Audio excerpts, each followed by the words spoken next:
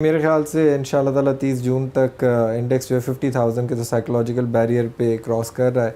तो I think 50 plus is the psychological barrier जो ये इसको ब्रीच करना चाहिए। जो है कि हम लोग इंशाल्लाह ताला नया हाई देख चुके होंगे जो 53,000 प्लस है, और मेरा टारगेट ये है कि दिसंबर तक 55,000 प्लस पे हम लोग इंशाल्लाह ईयर क्लोज़ करेंगे। बिल्कुल सही कह रहे हैं अरसलान।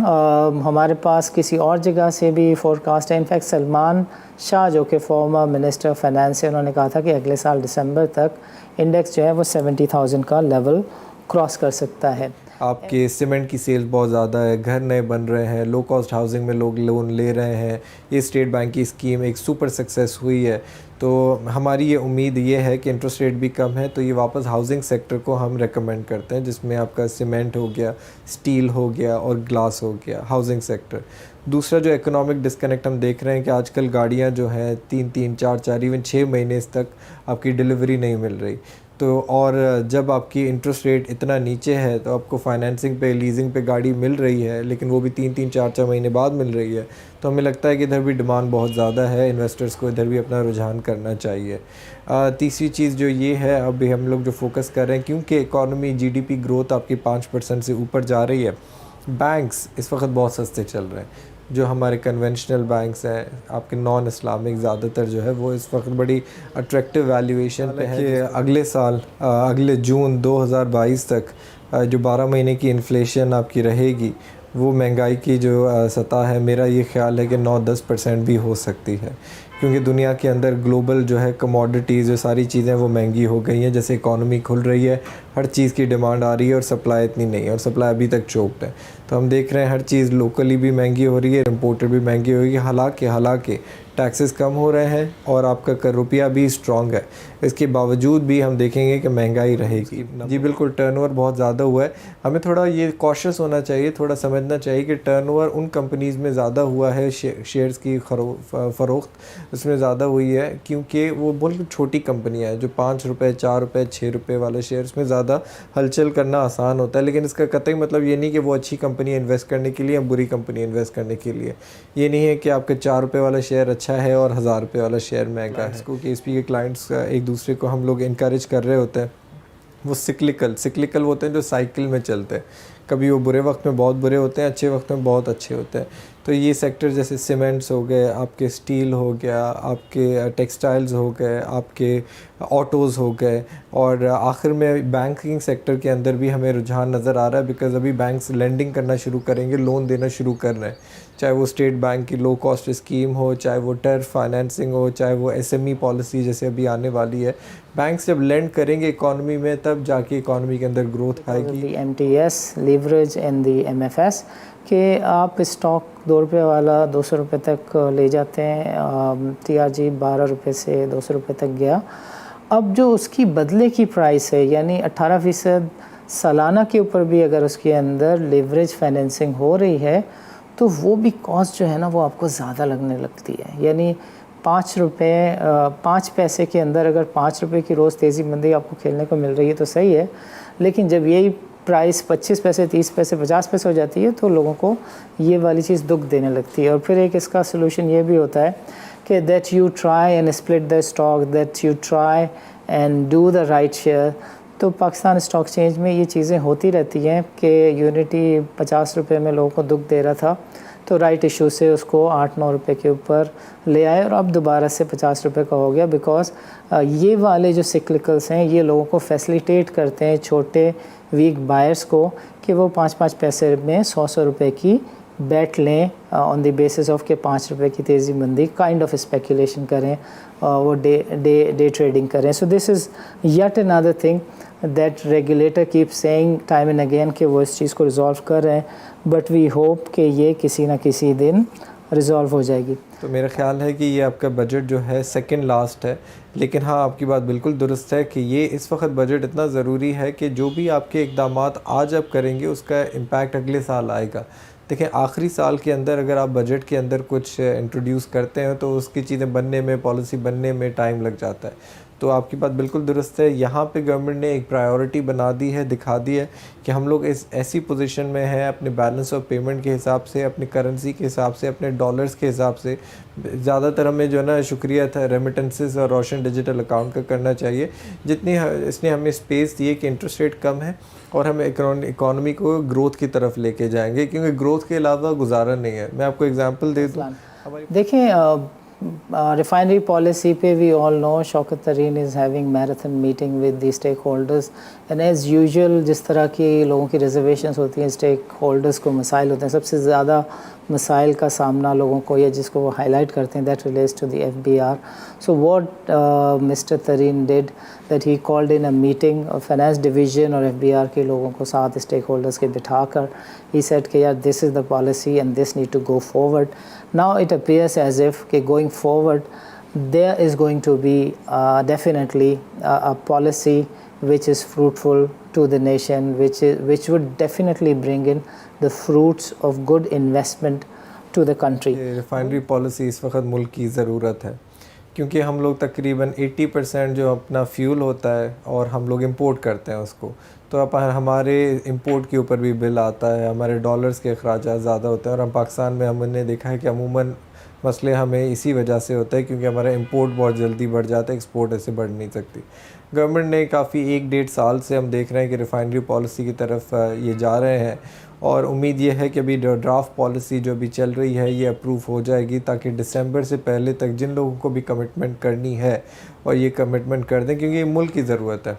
इससे हमारी उम्मीद ये है कि ज़्यादातर फॉरेन इन्वेस्टर्स पाकिस्तान में आ सकते हैं, चाहे वो सऊदी अरब से आएँ या चाइना से आएँ, और लोकल प्लेयर्स भी इंटरेस्ट दिखा देंगे। बिकॉज़ जैसे जैसे हमारी इकॉनमी बढ़ेगी आपकी पेट्रोल डीज़ल इनकी सेल तो बढ़नी ही है, तो और इंपोर्ट करने से अच्छा है कि हम लोकली क्रूड जो एक आप समझ लें कि आपका नॉर्मल अनरिफाइंड फ्यूल होता है, क्रूड को इंपोर्ट करके यहाँ पे इसको रिफ़ाइन करके हम लोग आवाम को दें ताकि जितनी हमें ज़रूरत है आपको इंपोर्ट बिल कम करने की वो कम करें। ओवरऑल आपकी इकॉनमी के अंदर मोमेंटम आए, वरना आपकी गुर्बत कम नहीं होगी। पहली चीज़ तो ये। दूसरी चीज़ इसमें यह है कि जो पब्लिक सेक्टर डेवलपमेंट प्रोग्राम होते हैं जिसे हम PSDP कहते हैं, असल में ये क्या होता है कि गवर्नमेंट फ़ंड्स क्रिएट करती है और वो फ़ंड्स जो है नए प्रोजेक्ट्स में इन्वेस्ट करती है, जिससे रोज़गार और इकोनॉमिक एक्टिविटी आपकी बढ़ जाती है। उसका टारगेट अभी तक जो हमें इंफॉर्मेशन है वो 900 बिलियन 900 अरब रुपए रखा गया है, कंपेयर टू पिछले साल के 650 अरब से।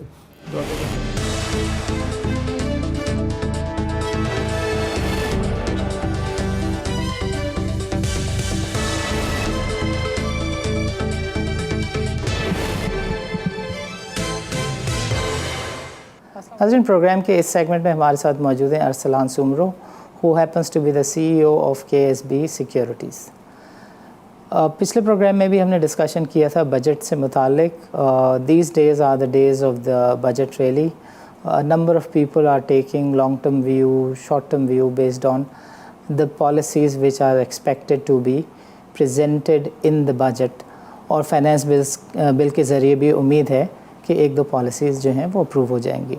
The whole focus happens to be in the refinery and the telecom sector. लेकिन budget is a national document जिसमें अगले पूरे साल से मुतालिक क्या सराहियाँ दम तोड़ती हैं। ये वाले नंबर सामने आते हैं कि एक्चुअली इन्फ्लेशन क्या रहा एंड गोइंग फॉरवर्ड रिज़र्व्स की, प्रोग्रेस की, PSDP की पोजीशन जो है वो क्या रहने जा रही है। So which is why we thought it was necessary कि JS के बाद बाकी जो top of the line brokerage houses हैं उनका भी व्यू लिया जाए, और इस सिलसिले में आज हमने इस सेगमेंट में जो डिस्कशन करना है that is with the CEO of the KSB, और इनके चेयरमैन से भी हम सब्सिक्वेंट डिस्कशन की कोशिश करेंगे। अरसलान, हमारे नाज़रीन के लिए ये बताइएगा कि technically this budget happens to be, to me this is kind of last budget because अगला साल तो गवर्नमेंट का आखिरी साल होगा, वो तो entertaining बजट होता है। So in terms of policies अगर कोई long term medium term government की पॉलिसी डायरेक्शन नज़र आनी है तो वो इसी बजट में नज़र आनी है। आपके ख्याल में ये बजट कैसा होगा, प्लीज़ फरमाइएगा। जी, इसमें तो हमें ये देखना चाहिए कि इस गवर्नमेंट के आखिरी सिर्फ 2 साल रह गए हैं एसेंशियली अगर देखा जाए तो अगर गवर्नमेंट की कोई पॉलिसीज़ अगर उनको बनानी है तो वो इस साल एक्शन लेना पड़ेगा ताकि उसका इम्पैक्ट जो है अगले 2 साल तक आवाम को और इकॉनमी के अंदर विजिबल हो। तो बजट तजावीज़ में जो इम्पोर्टेंट चीज़ें हमें मैटर करती हैं, जो हम देखना चाहते हैं और जो विजिबल हो भी रही हैं आजकल डॉक्यूमेंट्स में, नंबर 1 तो गवर्नमेंट टारगेट कर रही है कि आपका जो है जीडीपी ग्रोथ, जैसे आपके इकोनॉमिक ग्रोथ कहते हैं, माशी ग्रोथ क्या है, उसको 5% तकरीबन ये टारगेट कर रहे हैं इस साल, और अगले साल 6%। ये बहुत बड़ी पेशरफ्त है। ये हमें ये दिखा रहा है कि सिम जो है अभी आपकी पॉजिटिविटी ऊपर की तरफ जा रही है, और गवर्नमेंट इस वक्त सीरियस है नई जॉब्स क्रिएट करने के लिए, इन्वेस्टमेंट्स क्रिएट करने के लिए, ताकि ओवरऑल आपकी इकॉनमी के अंदर मोमेंटम आए, वरना आपकी गुर्बत कम नहीं होगी। ये पहली चीज़ तो ये। दूसरी चीज़ इसमें यह है कि जो पब्लिक सेक्टर डेवलपमेंट प्रोग्राम होते हैं, जैसे हम पीएसडीपी कहते हैं, असल में ये क्या होता है कि गवर्नमेंट फ़ंड्स क्रिएट करती है और वो फ़ंड्स जो है नए प्रोजेक्ट्स में इन्वेस्ट करती है, जिससे रोज़गार और इकोनॉमिक एक्टिविटी आपकी बढ़ जाती है। उसका टारगेट अभी तक जो हमें इंफॉर्मेशन है वो 900 बिलियन 900 अरब रुपए रखा गया है, कंपेयर टू पिछले साल के 650 अरब से। तो अगर इसका एग्जांपल आप देखें तो तकरीबन ये 25-30% ज़्यादा ग्रोथ जो पब्लिक सेक्टर डेवलपमेंट के अंदर आएगी, उसमें गवर्नमेंट ने आईएमएफ के साथ ये नेगोशिएट किया है कि भाई हम एक अभी भी फ्रेजाइल सिचुएशन में है, इकॉनमी की बड़ी सूरत हाल जो है इस वक्त आपकी, ऐसे नहीं है कि हम लोग सपोर्ट हटा दें तो आपकी ग्रोथ वापस आ जाएगी, इसीलिए हमें इकॉनमी को सपोर्ट करना है, नए प्रोजेक्ट्स करने हैं ताकि रोज़गार के मौके भी हों और ताकि आपके इकनॉमिक का जो इंजन है और पहिया चलने लगे। तो ये 30% ग्रोथ हम जब देखेंगे इंशाअल्लाह ताला पीएसडीपी में, जब गवर्नमेंट ख़ुद ख़र्चा करके इन्वेस्ट करेगी इकॉनमी के अंदर, तो इससे जीडीपी ग्रोथ भी बढ़ेगी और इससे आगे जाके बेहतरी भी आएगी। इससे साथ साथ ये अभी इस वक्त कंफर्म चीज़ें नहीं है, लेकिन कुछ गवर्नमेंट जो है जो विद होल्डिंग टैक्स जो जिसकी ज़्यादा लागत आपकी नहीं होती और ईज़ ऑफ डूइंग बिज़नेस को अफेक्ट करते हैं, वो विद होल्डिंग टैक्सेस ये हटा देंगे। इसके साथ साथ इस बजट के अंदर हमें ये भी एक्सपेक्टेशन है कि गाड़ियों के हिसाब से भी एक पॉलिसी आएगी और आपकी सैलरीज़ भी सरकारी मुलाजमात की बढ़ेगी, और हमें ये भी देख रहे हैं कि ज़्यादा जो है एडिशनल टैक्सेस जो है इस गवर्नमेंट ने कहा है कि हम नहीं लगाएंगे, लेकिन ज़रूरी है हमें टैक्सेस बढ़ाना भी, ताकि हमारा फिस्कल डेफिसिट जो है मेंटेन रहे और हमारी इकॉनमी बैलेंस रहे। जी, मेरा तो ये ख़्याल है कि गवर्नमेंट जो है अगला बजट भी जब देगी तो वो भी पूरे 12 महीने तक वैलिड होगा। तो मेरा ख़्याल है कि ये आपका बजट जो है सेकंड लास्ट है, लेकिन हाँ, आपकी बात बिल्कुल दुरुस्त है कि ये इस वक्त बजट इतना ज़रूरी है कि जो भी आपके इक़दामात आज आप करेंगे उसका इम्पैक्ट अगले साल आएगा। देखें, आखिरी साल के अंदर अगर आप बजट के अंदर कुछ इंट्रोड्यूस करते हैं तो उसकी चीज़ें बनने में, पॉलिसी बनने में टाइम लग जाता है। तो आपकी बात बिल्कुल दुरुस्त है। यहाँ पे गवर्नमेंट ने एक प्रायोरिटी बना दी है, दिखा दी है कि हम लोग इस ऐसी पोजीशन में हैं अपने बैलेंस ऑफ पेमेंट के हिसाब से, अपनी करेंसी के हिसाब से, अपने डॉलर्स के हिसाब से। ज़्यादातर हमें जो है ना शुक्रिया था रेमिटेंसेस और रोशन डिजिटल अकाउंट का करना चाहिए, जितनी इसने हमें स्पेस दी है कि इंटरेस्ट रेट कम है और हम इकॉनमी को ग्रोथ की तरफ लेके जाएंगे, क्योंकि ग्रोथ के अलावा गुजारा नहीं है। मैं आपको एग्जांपल दे दूं, हमारी पॉपुलेशन ग्रोथ जो है 2% से ज़्यादा है, तो अगर जीडीपी ग्रोथ 3-3.5% है तो उल्टा जो है हमारी इकॉनमी पीछे जा रही होती है, क्योंकि उसका बेनिफिट ज़्यादातर गरीबों के अंदर नहीं आता, ऊपर अमीरों के अंदर आता है। तो इसलिए बड़ा ज़रूरी है कि यहाँ पे गवर्नमेंट पॉलिसीज़ इस साल ही बिल्कुल अच्छी बना दे ताकि वो 2 साल तक इम्पैक्ट रहे। इनफैक्ट पॉलिसीज़ 2 साल के लिए नहीं बननी चाहिए, आपकी पॉलिसीज़ 5 से 7 साल के लिए बननी चाहिए, लेकिन क्योंकि ये फाइनेंस मिनिस्टर साहब शौकत तरीन साहब अभी आए हैं तो इनकी पॉलिसीज़, इनको फिर भी टाइम लगेगा। इकोनॉमिक एडवाइजरी काउंसिल इन काम कर रही है, नए नए short term, medium term, long term policies बना के आ रही हैं। तो मेरे ख्याल से बजट की जो एक्सरसाइज होगी वो फ्रीक्वेंट होगी। ये तो हमें थोड़ा समझ लें लेजिस्लेटिव चीज़ के लिए करना होता है, अकाउंटिंग पॉलिसी आपको समझ दिखानी होती है कि इकॉनमी किस तरफ जा रही है। इस वजह से हम देखेंगे कि ये बजट फिर भी आपका ग्रोथ मोमेंटम क्रिएट करता हुआ नज़र आएगा। देखिए, 900 अरब रुपए की जो पीएसडीपी की मद में स्पेंडिंग है, that's a great booster to the economy. Construction sector has already brought in a lot of traction to the economy, and nowadays there is a new idea in the portfolio making. अब banking और oil sector से investor का, long term, short term investor का, rather medium term investor का जो focus है वो shift हो रहा है, and now they are more focusing on pharma because of this pandemic, technology because pandemic has made this world technology centric, and the third thing which is specific to our country, that is again refinery, because Saudi Arab की तरफ से बातचीत हो रही है कि 37 से 40 अरब dollar तक की रिफ़ाइनरी जो है उसकी मद में पाकिस्तान में इन्वेस्टमेंट हो सकती है. So refinery is yet another sector which is going to have great booster because of the refinery policy. So what is your view, Arslan, on the expected and impending refinery and the technology policy, telecom policy rather? जी, मेरा तो ये ख़्याल है कि refinery policy इस वक्त मुल्क की ज़रूरत है, क्योंकि हम लोग तकरीबन 80% जो अपना फ्यूल होता है और हम लोग इंपोर्ट करते हैं उसको, तो अब हमारे इंपोर्ट के ऊपर भी बिल आता है, हमारे डॉलर्स के अखराजात ज़्यादा होते हैं और हम पाकिस्तान में हमने देखा है कि अमूमन मसले हमें इसी वजह से होता है क्योंकि हमारा इंपोर्ट बहुत जल्दी बढ़ जाता है, एक्सपोर्ट ऐसे बढ़ नहीं सकती. गवर्नमेंट ने काफ़ी 1-1.5 साल से हम देख रहे हैं कि रिफ़ाइनरी पॉलिसी की तरफ ये जा रहे हैं और उम्मीद ये है कि अभी ड्राफ्ट पॉलिसी जो भी चल रही है ये अप्रूव हो जाएगी ताकि दिसंबर से पहले तक जिन लोगों को भी कमिटमेंट करनी है और ये कमिटमेंट कर दें, क्योंकि ये मुल्क की ज़रूरत है. इससे हमारी उम्मीद ये है कि ज़्यादातर फॉरेन इन्वेस्टर्स पाकिस्तान में आ सकते हैं, चाहे वो सऊदी अरब से आएँ या चाइना से आएँ, और लोकल प्लेयर्स भी इंटरेस्ट दिखा देंगे. बिकॉज़ जैसे जैसे हमारी इकॉनमी बढ़ेगी, आपकी पेट्रोल, डीज़ल, इनकी सेल तो बढ़नी ही है. तो और इंपोर्ट करने से अच्छा है कि हम लोकली क्रूड, जो एक आप समझ लें कि आपका नॉर्मल अनरिफाइंड फ्यूल होता है, क्रूड को इंपोर्ट करके यहाँ पे इसको रिफ़ाइन करके हम लोग आवाम को दें ताकि जितनी हमें ज़रूरत है आपको इंपोर्ट बिल कम करने की वो कम करें. इसमें टोटल इन्वेस्टमेंट मेरा ये ख्याल है 6 से 8 बिलियन डॉलर से ज़्यादा होगी ओवर नेक्स्ट 4 to 5 ईयर्स. तो गवर्नमेंट की पॉलिसी बिल्कुल बेहतरीन है और ये ज़रूरत है और मेरे ख्याल से इसमें काफ़ी अच्छा इंटरेस्ट नज़र आएगा अभी तक. ग्रेट अरसलान. देखें, refinery policy पे we all know शौकत तरीन is having marathon meeting with the stakeholders and as usual जिस तरह की लोगों की reservations होती हैं, stakeholders को मसाइल होते हैं, सबसे ज़्यादा मसाइल का सामना लोगों को या जिसको वो highlight करते हैं that relates to the FBR. So what Mr. Tareen did that he called in a meeting of finance division और FBR के लोगों को साथ stakeholders के बिठाकर he said कि यार this is the policy and this need to go forward. Now it appears as if कि going forward there is going to be definitely a policy which is fruitful to the nation, which would definitely bring in the fruits of good investment to the country. Going forward, which are the sectors you think are going to witness good investments? जी अल्हम्दुलिल्लाह हमारे यहाँ तो बहुत अच्छा response आ रहा है कि KSP में अभी तक हमने तकरीबन 3,500 से ज़्यादा हमारे अकाउंट्स एक्टिव और रनिंग है. इंशाल्लाह हमारा टारगेट ये है कि साल के एंड तक इसको 12 से 15 हज़ार हम लोग कर लें. हमारे पास बहुत अच्छा रिस्पांस आ रहा है. इसमें मैं दाद देना चाहूँगा SECP को, क्योंकि उन्होंने जो अकाउंट ओपनिंग प्रोसेस है बड़ा आसान कर दिया है. पुराने ज़माने में फ़िज़िकल फॉर्म्स ही होते थे, बायोमेट्रिक भी चाहिए होता था, लेकिन अभी सर सारी चीज़ें काफ़ी आपकी लार्जर एक्सटेंट तक डिजिटल हो गई हैं. किसी के पास व्हाट्सएप है, वो सारी चीज़ें हमें भेज सकते हैं और डॉक्यूमेंट्स ईमेल कर सकते हैं और वहाँ से अकाउंट खुल जाता है. तो बड़ा ये समझ लें एक मटीरियल चेंज हुआ है हमारी मार्केट के अंदर. और दूसरी चीज़ आपने बोली वॉल्यूम्स की, जी बिल्कुल टर्नओवर बहुत ज़्यादा हुआ है.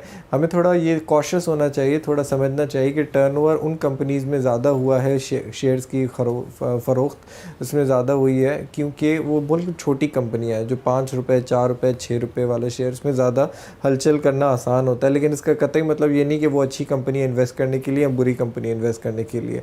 ये नहीं है कि आपके 4 रुपये वाला शेयर अच्छा है और 1000 रुपये वाला शेयर महंगा है. तो ये हमें ट्रेंड इस वक्त नज़र आ रहा है कि ये मेंटेन करता ही रहेगा और आगे जाके ट्रेंड और बेहतर होगा, क्योंकि इकॉनमी में अब लोगों का पर्सपेक्टिव चेंज हो गया है. पहले जो 2-2.5 साल थे हमारे ये था कि ऑस्टेरिटी है, डॉलर आपका महंगा हो गया है और आपका रुपया कमज़ोर हो रहा है, इंटरेस्ट रेट 13% पे है.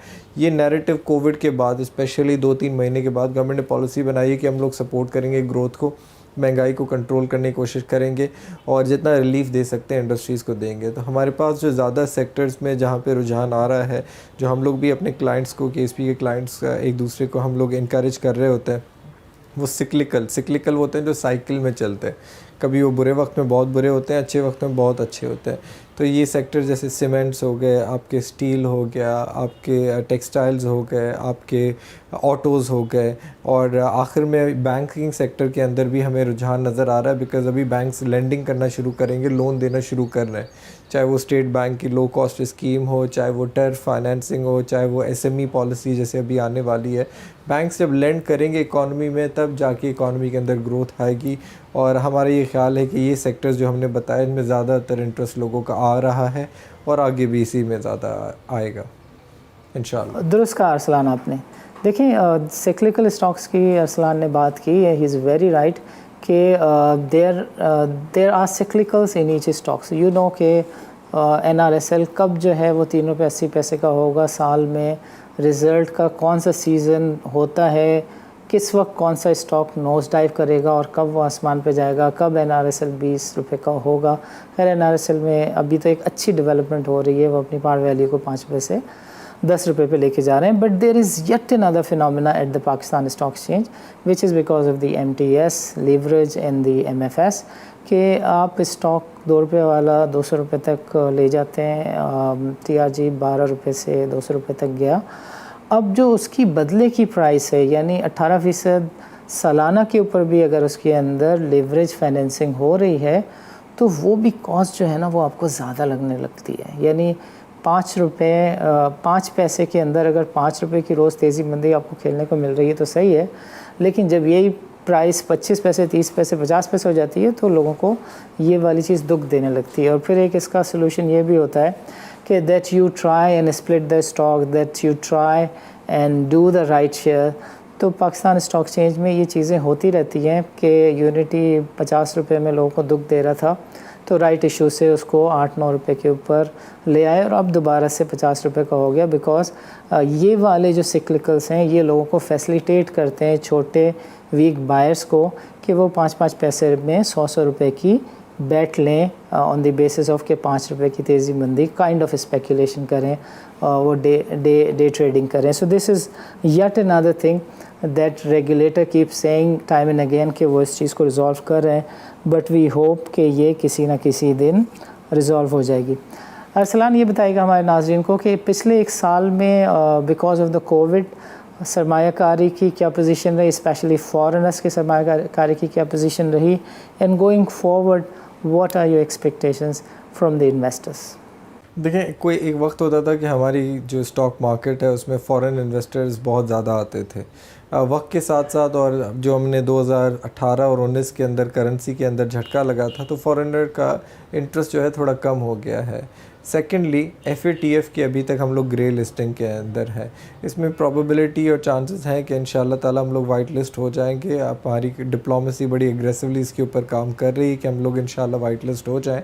लेकिन जब तक ये वाइट लिस्ट नहीं हो रहा तो हमें लगता है कि जो रियल फॉरेनर है वो इस वक्त पाकिस्तान से शायद इतना एग्रेसिवली ना आए शॉर्ट टर्म के अंदर।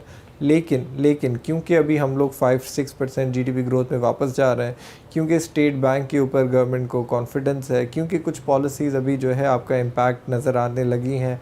आपकी सीमेंट की डिमांड ज़्यादा है, आपकी स्टील की डिमांड ज़्यादा है, नई नई कंपनियाँ एक्सपेंशन में जा रही हैं, तो पाकिस्तान की स्टोरी फिर से हाईलाइट होने लगी है। एंड आई थिंक कि ये जो है इसको वक्त के साथ साथ मेरा ख्याल है 6-8 महीने के बाद हम देखेंगे कि ओवरसीज़ पाकिस्तानीज़ और फॉरेन इन्वेस्टर्स फिर से एग्रेसिवली पाकिस्तान के अंदर इन्वेस्ट करना चाहेंगे, क्योंकि आज लोग जो इन्वेस्ट कर रहे हैं वो 2-3 साल के व्यू के लिए इन्वेस्ट कर रहे हैं, 2 से 6 महीने के लिए इन्वेस्टमेंट के लिए नहीं कर रहे। वक्फे के बाद अरसलान से हम बातचीत का सिलसिला नाज़रीन यहीं से शुरू करेंगे और उनसे पूछेंगे कि KASB की असल में बजट से एक्सपेक्टेशंस क्या हैं। Let's meet after a short break.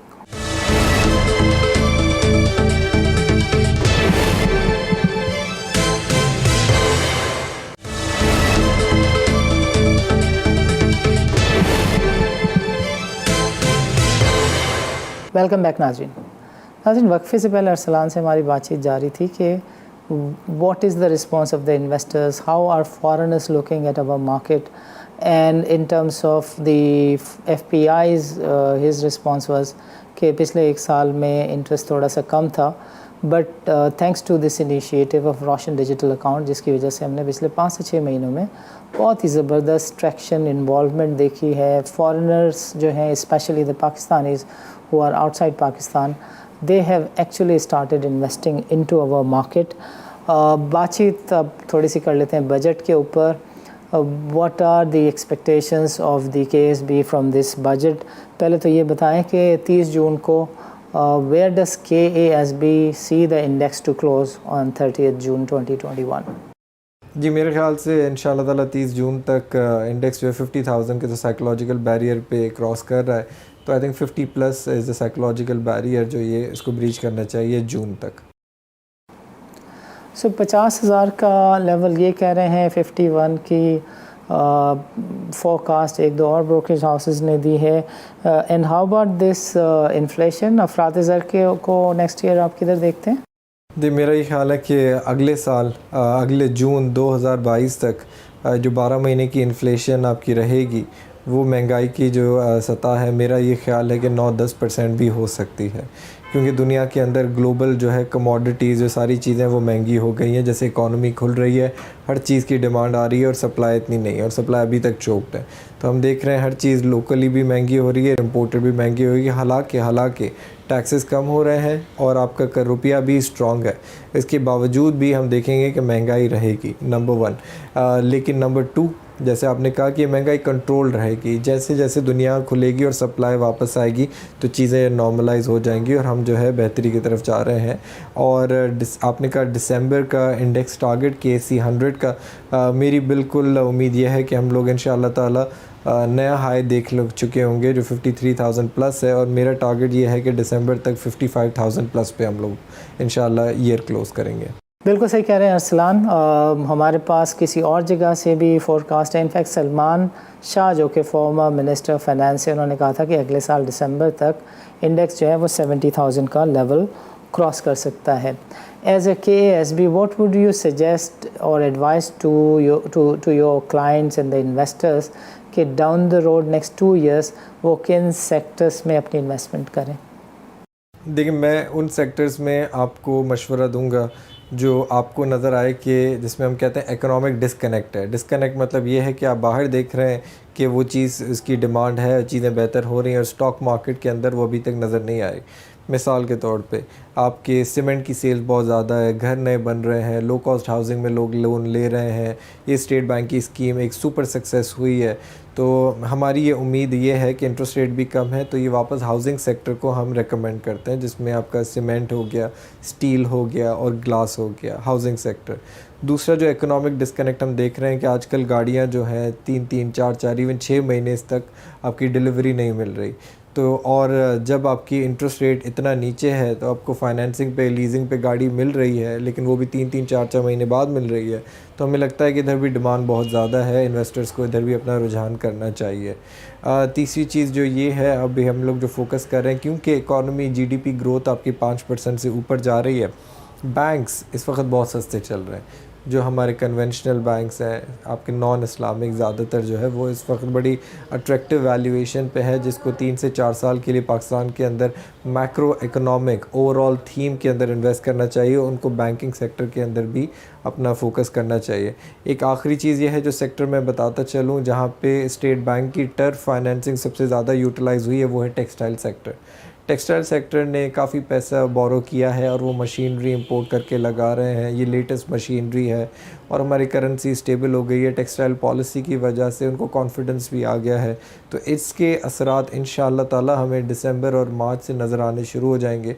तो टेक्सटाइल सेक्टर भी मेरे ख्याल से पोर्टफोलियो में आपको रखना चाहिए। असल में बस लोगों को ये फोकस करना चाहिए कि जहाँ पे ग्रोथ आ रही है, यानी कि 5-10% सेल्स बढ़ रही है, 20%, 30%, 40% सेल्स बढ़ रही है, और जहाँ पे इंटरेस्ट रेट कम होने की वजह से उनको फ़ायदा है, तो आप ये समझें कि एक प्रॉफिटेबिलिटी आप जहन पे बनाएं कि सेल्स बढ़ रही है, मार्जिन बढ़ रहे हैं और नीचे प्रॉफिटेबिलिटी बढ़ रही है। उन सेक्टर्स में आप खुदारा इन्वेस्ट करें जहाँ पे आपको इकोनॉमिक ग्रोथ के साथ आप पार्टनर कर सकें, और उन कंपनीज़ में इन्वेस्ट करें जहाँ पे कुछ कंपनीज़ कर रही हैं।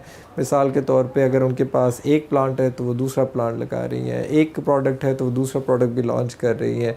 अपने आप को आप हिस्सेदार बनाएं जो पाकिस्तान में ग्रोथ आ रही है, तब जो कि इंशाअल्लाह ताला आपको मुनाफा भी होगा। और आपका डाइवर्सिफिकेशन ज़रूर करनी चाहिए, ये नहीं कि 30-40 स्टॉक्स हों, लेकिन मिनिमम 10 से 12 स्टॉक्स आप रखेंगे तो इंशाअल्लाह ताला आपको फ़ायदा ही होगा स्टॉक मार्केट से। देखिए, ऑलमोस्ट एवरी ब्रोकर एडवाइजेस के इन सेक्टर में इन्वेस्ट करें और इस तरीके से इन्वेस्ट करें। जो सबसे अहम तरीन बात है I think for the market, वो ये है कि इन्वेस्टर कहाँ है, इन्वेस्टर बेस को कैसे बढ़ाया जाए।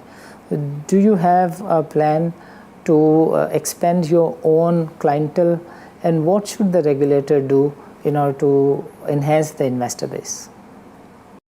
जी, सबसे पहले तो समझ लें कि इन्वेस्टर बेस बढ़ाने के लिए लोगों को अट्रैक्ट करना चाहिए, टैक्स क्रेडिट देने चाहिए, नंबर 1।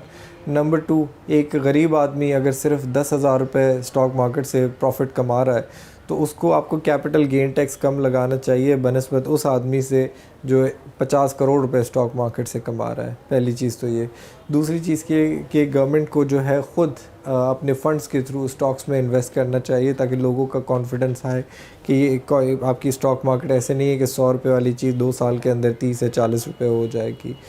तीसरी चीज़ ये है कि हमें एक अवेयरनेस क्रिएट करनी चाहिए जहाँ पे ब्रोकरेज हाउसेस, एसेट मैनेजर्स और गवर्नमेंट स्कीम्स और रेगुलेटर्स मिलके एक अवेयरनेस क्रिएट करें ताकि जो है लोगों के अंदर इस ट्रस्ट आए। देखिए, हमारे 12 साल के अंदर इकॉनमी में 3 मरतबा झटके लग चुके हैं।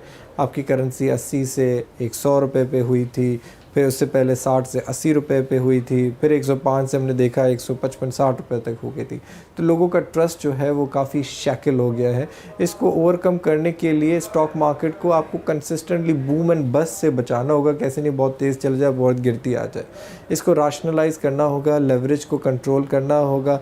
और आखिरी चीज़ जो मैं रेकमेंड करूँगा कि जो इनफॉर्मल सेक्टर में जो लोग टैक्स नहीं देखते, जिनके डॉक्यूमेंटेड आपकी इकॉनमी नहीं है, उनको खुदारा आप इनकरेज करें कि स्टॉक मार्केट में लिस्ट करें, क्योंकि कम से कम लोगों को एक अपॉर्चुनिटी ज़्यादा मिलनी चाहिए इन्वेस्टमेंट करने के लिए। और आपकी स्टॉक मार्केट की वॉलेटिलिटी ऑटोमेटिकली ख़त्म हो जाएगी जब लोगों के पास 50 कंपनियाँ नहीं 500 कंपनियाँ होंगी इन्वेस्ट करने के लिए। देखिए, बात यह है कि that's the standard issue of the market. Each now and then we hear कि बिकॉज ऑफ द वॉलेटिलिटी छोटा इन्वेस्टर जो है वो चला जाता है। और हमारी बाज़ार एक बहुत ही यूनिक बाज़ार है कि जिसको 3, 4, 5 साल में एक ना एक अच्छा क्राइसिस चाहिए होता है, विच मीन्स कि बाज़ार 50% गिर जाए, 60% गिर जाए, 40% गिर जाए। इसका कोई परमानेंट रेजोल्यूशन चाहिए होगा। So until this does not happens, उस वक्त तक जो इन्वेस्टर है, सरमायाकार है, बिकॉज़ वो तो अपनी हार्ड अर्न मनी एफ़र्ट करके जो उसने पैसे कमाए होते हैं, जमा पूंजी वॉज अ ब्रांड भी SEC की, तो वो अपनी जमा पूंजी लेकर आते हैं और वो पैसे उसके इरोड हो जाते हैं। That happens to be the reality, which is why इस रीजन में सबसे कम इन्वेस्टर्स जो हैं, लोग जो हैं, वो इन्वेस्टेड हैं हमारी कैपिटल मार्केट में।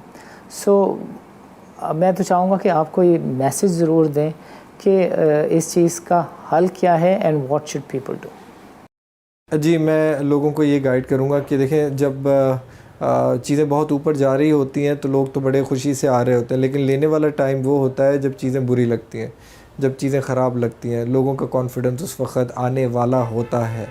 तो ये मेरा ये पैगाम है कि जब भी आप अपने जमा पूंजी आप डालें, उसको एज़ अ सेविंग प्रोडक्ट लें कि 10-10 हज़ार 20-20 हज़ार रुपये महीने आप डालें। उसको समझें कि आप अपना एक बैंक अकाउंट टाइप बना रहे हैं। और मेहरबानी करके जहाँ पे भी अगर आप इन्वेस्ट करें, कौन सी कंपनी के शेयर्स ले रहे हैं, कम से कम उसके बारे में थोड़ी बहुत मालूमात पढ़ लें। आजकल जो डायरेक्टर्स रिपोर्ट है वो PSX की वेबसाइट पे होती है, कंपनी की वेबसाइट होती है, उर्दू में भी होती है, अंग्रेज़ी में भी होती है कि कंपनी के फ़ायदा क्या है, नुकसान क्या है। थोड़ा सोच समझ के इसको इन्वेस्ट करें, क्योंकि ये अगर आप पैसे बैंक में रखेंगे तो आपको इतना पैसा नहीं मिलेगा कि आप महंगाई को अपने बीट कर सकें। और थोड़ा अपना होराइज़न 5-10 साल का करें ताकि इसको प्रॉपर्ली इन्वेस्टमेंट तरीके से इस्तेमाल करें। ऐसे नहीं कि जल्दी अमीर होने की लालच में आप एक शेयर ख़रीदें और वो आपको नुकसान दे, फिर आपका जो है अब कॉन्फिडेंस जो है आपका ख़राब हो जाए। Thank you. अरसलान, आपका प्रोग्राम के लिए वक्त निकालने का बहुत बहुत शुक्रिया। आइंदा किसी नए मौजू के साथ आपके साथ मुलाकात करेंगे। इजाज़त दीजिए, अल्लाह हाफ़िज़। नाज़रीन, आज के प्रोग्राम में हमने बातचीत की अरसलान सुमरो से, जो कि KSB सिक्योरिटीज़ के सरबराह हैं, मुंतज़िम आला हैं और CEO हैं। इनसे हमने बजट से मुतालिक जाना कि बजट से मुतालिक इनका रिसर्च का फंक्शन और इनके व्यूज़ क्या हैं, इन्वेस्टर्स को किन सेक्टर को देखना चाहिए, किन सेक्टर्स में शॉर्ट टर्म और मीडियम टर्म इन्वेस्टमेंट करनी है।